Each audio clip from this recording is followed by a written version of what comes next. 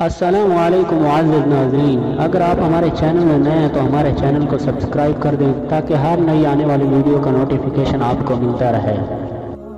حضرت ابو قتادہ حارث بن ربیع رضی اللہ تعالیٰ عنہ حضرت صلی اللہ علیہ وسلم سے روایت کرتے ہیں کہ انہوں نے کھڑے ہو کر واعظ میں تذکرہ فرمایا کہ جہاد فی سبیل اللہ اور ایمان باللہ تمام اعمال میں افضل ہے۔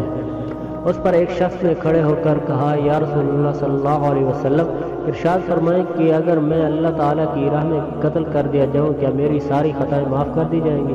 آپ صلی اللہ علیہ وسلم نے ارشاد فرمایا، ہاں، اگر تو اللہ کی راہ میں ثابت قدمی اور ثواب کی نیت کرتے ہوئے دشمن کی طرف بڑھنے والا نہ فرار ہونے والا ہو کر قتل ہو تو تیری تمام خطائیں معاف ہو جائیں گی۔ پھر فرمایا، تم نے کیسے سوال کیا؟